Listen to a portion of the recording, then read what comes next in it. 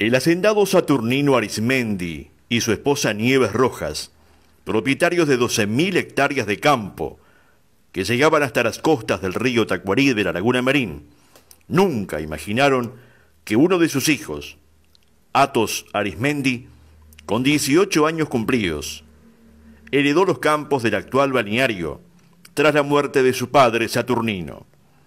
Iba a tener la legítima solidaridad integradora de seguir el sueño de avanzar y llegar a donar terrenos para dar origen a un pueblo turístico. Acá fuimos ya habían 10 casas acá cuando nosotros vinimos. ¿Quiénes estaban? Bueno, mira, te estoy hablando de Beira, te estoy hablando de Jacinto Rayman, te estoy hablando de la maestra Aide la Vecchia, te estoy hablando del juez de paz Pérez, que la señora también era maestra, Elina Pintos de Pérez, que fue maestra en la escuela 12. Esa fue de los primeros moradores de acá. Estaba don Amando Arizmendi, que estaba más acá abajo, ahí sobre donde está el hotel del lago. Ahí está, debía haber algo de los Arizmendi ahí, de algún sobrino nieto, algo de don Amando que vive ahí. Ahí tenía una casa de madera don Amando Arizmendi, que trabajaba en AFE. Esas serían las primeras 10 casas que tú recuerdas. Sí, y después estaba más abajo, acá en la calle 1, estaba el Chingolo, que era de los Urrutia. ¿Y el castillo de quién era? El castillo era de Jacinto Rayman. Que fue una de las primeras construcciones. La primer construcción, porque Jacinto Rayman vino allá en los años 40 para acá, disparando de la Segunda Guerra Mundial, porque eran judíos los dos. ¿De dónde venían? De Alemania. De Alemania. Y se radicaron en Yaguarón y enseguida compraron eso. Fueron de los primeros que compraron, hicieron un castillo, tenían un yate blanco que recorrían la laguna. En esa época era todo por agua, venía todo a Yaguarón por agua. Claro. El visionario Athos tuvo la grandeza de entregar terrenos en forma gratuita. En otros casos, venderlos en cuotas a largo plazo, con el propósito de ir formando una población de vecinos. Fue así que en 1938, cuando en Europa comenzaba la Segunda Guerra Mundial, donde murieron 55 millones de personas en todo el mundo, siendo el conflicto más grande y destructivo de toda la historia, aquí en Cerro Largo se comenzaba a gestar un balneario sobre la Laguna Merín, entre la desembocadura del río Tacuarí y el río Yaguarón.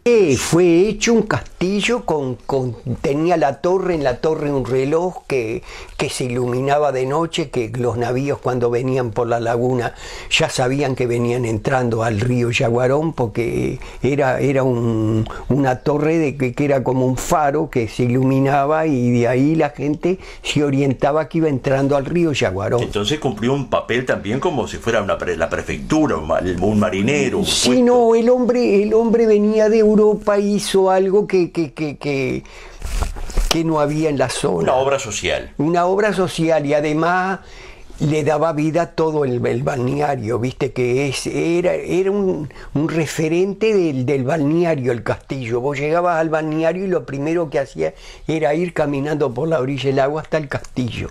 Uno de los primeros pobladores fue el alemán Jacinto Rayman, dentista de profesión, que huyendo de la Segunda Guerra Mundial se instalaba en un terreno en la parte más alta de la costa, hoy cerca de la OCE, construyendo un castillo, que fue en el correr del tiempo el paseo ineludible. Esa construcción aún existe rodeada de árboles y pertenece al aviador agrícola Juan Serpa. Ya en el año 1940 llegaba un ómnibus. Ese bus venía uniendo Río Branco con San Servando con destino a Lago Merín. El viaje demandaba unos 24 a 38 horas, porque los caminos eran intransitables. Hoy, Ruta 18. Era hermoso. Te estoy diciendo, este hombre lo cercó de árboles y todo, Serpa. Porque después lo compró Serpa o tuvo otro dueño al medio. Mira, yo no sé, pero creo que el segundo que lo compró Fue Serpa. Yo no me acuerdo si ha habido otro dueño, pero creo que fue Serpa el primero. ¿Queda algún descendiente de los alemanes que construyeron ese castillo o no? Bueno, ellos tenían una hija que, según lo que yo entiendo, se casó y se fue a vivir a Río Grande. A Brasil. A Brasil. Ellos vivían en Brasil, él tenía casa en Brasil, él venía con la señora los fines de semana. Ella era dentista y hacía las prótesis, era mecánica dentista y hacía prótesis y hacía operaciones para sacar esos encadenados que había antes, que era una sabia la esposa del alemán Jacinto. El propietario de los actuales padrones que hoy forman el balneario Lagomerín, Athos Arizmendi, no claudicó en el intento de seguir trayendo familias y gente para poblar la zona y sumó a Ruiz, que vivía en Melo, para comenzar una venta masiva de solares. En 1937 Arizmendi construyó un parador y hotel enfrente al Hotel Alcalá, hoy de Sorimar Rodríguez y su esposa Mari Rojas, cuyo operador fue don Pedro Perico Lemos. Más adelante, en 1956, Arizmendi le alquiló a Manuel Rojas, el que organizó la primera Miss Lagomerín, y se seguía formando y sumando servicios. Yo, cuando vinimos para acá, para el hotel, que tenía 10 habitaciones, 2 baños para mujer y 2 baños para hombre, llegaba la época de la temporada y ya estaba todo pedido. Gente de Melo, doctores, todo, doctor La Mancha, todo ese tipo de gente venía acá a la laguna. Yo me refiero a esa visión de decir, bueno, ¿por qué no contra el Chaborón o no contra allá y por qué acá? Me refiero. Era hermoso. Porque el paisaje era hermoso. El paisaje era fantástico. Además, ahora no tanto, pero cuando en esa época que pasaban los barcos que venían de Río Grande, vos te sentabas a esta hora en la playa y los vapores de pasajeros que arrancaban de Yaguarón para Río Grande eran enormes. De 2 pisos, de aquellos con rueda de los costados, era una maravilla. El lugar donde hay médanos en todo el trayecto de la laguna. Sí, capaz que por eso se hizo acá. Se hizo acá, era precioso.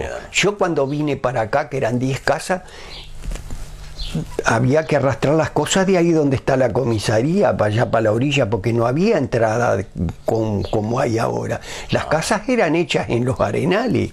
En los primeros años de la década del 40, durante el gobierno del general arquitecto Alfredo Valdomir, se declara zona balnearia y el agrimensor López Benítez procedió a su fraccionamiento. Sin embargo, a pesar del bajo costo de los terrenos, la demanda era escasa, pues la mayoría veía como inviable la idea de un balneario en esa zona, con pésimas vías de tránsito. Las primeras casas fueron de las familias Urrutia, Vieira, Jacinto Rayman, que construyó el castillo, las maestras Aidela Vecchia y Pintos de Pérez, y la familia propietaria de los predios, los Arizmendi, los Rojas, los Alcalá. Esos fueron los primeros pobladores, según Neri Alcalá Rojas Blanco, que está vivo en el balneario, vive allí y tiene una memoria prodigiosa. Cuando este chico se terminó los estudios, que estudiaba, creo que medicina, Athos, y murió el padre, se quedó sin perspectiva. Fue cuando se dedicó a hacer esto. Se llamaba Athos Arizmendi, una persona muy bien. Capaz que muy joven. Muy joven. Mi padre era del 19 y este muchacho, cuando perdió el padre, debía ser allá por los años 30 y algo. Era un muchacho de 18, 20 años. Cuando tuvo la visión de comenzar a vender solares. Sí, acá. Se compró un Land Rover y le hizo en la puerta Lagomerín, todo, viste, muy bien planeado. Era un cráneo el muchacho. Y ahí partió todo esto. Y empezó a vender él los solares. Repartió, fraccionó todo y empezó a venderlo por mes, porque la gente en esa época tenía una precariedad económica tremenda. ¿Quién compraba, Nerito, los terrenos? ¿Gente de Río Branco? Toda la gente de Río Branco, gente brasilera, gente de Melo, muchísima gente de Melo, porque él tenía escritorio en Melo con Ruiz, que era el socio de él, que era el que se encargaba de él. El padre de Rosita Ruiz. No sé si es sí, la me profesora. habían hablado. Era Ruiz el socio de Ato, que vivía en Melo y era el que se ocupaba de la venta de la venta de terreno y de la cobranza. Tenía unos boletitos que te daban y vos los guardabas y ya sabías la cantidad de cuotas que ibas pagando. Transcurría la segunda mitad de los 50 cuando se verifica la primera presencia oficial en el balneario. El intendente Rufino Pérez construyó la primera rambla costanera, que fue destruida con las inundaciones de 1959. En la segunda mitad de la década del 60 se construyó el segundo parador, adquirido posteriormente por la Intendencia, la que luego a inicios de los 80 construye el exintendente Walter Barreiro todo el complejo de cabañas. Se bituminiza la carretera Río Branco-La Gomerín, UTE se instala.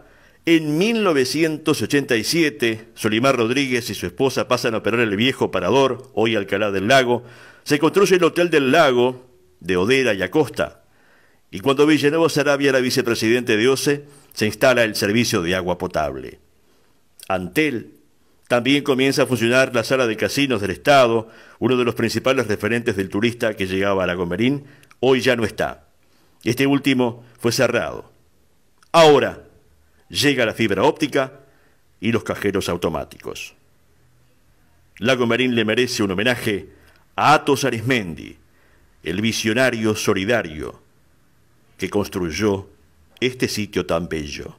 La fauna, acá vos te despertás de mañana y hay los cardenales cantando y las calandrias, vos no sabés lo que es esto de madrugada, cuando amanece esto, es una maravilla. Acá cualquiera vive muchísimo tiempo, si no es loco que se ponga a hacer pavada, ¿viste? Si es una persona que se la tome con calma acá, vive 100 años. Tú me decías que quizás si te quedás en la ciudad vivís 10 años menos. Claro que vivís, porque la gente vive enloquecida. Yo tengo amigos míos que están medio locos, tienen 70 y pico de años y siguen atrás de un mostrador y atrás de la plata y les parece que, pero te vas a morir, muchacho, te van a sacar adentro un cajón del boliche, dejate joder. Los boliches son para la gente joven, que vos cumplís tu etapa, 40, 50 años, te llegó la edad de jubilarte, te jubilás y bueno, no más. Claro. Me voy a vivir mi vida, a pescar, a hacer una vida sana, pero atrás de un boliche no voy a estar más, ¿viste? Que lo haga la gente que realmente está en edad de hacerlo, pero... ¿Cómo se llamaba tu padre? Manuel Alcalá Roja. Manuel Alcalá Roja. Cuello.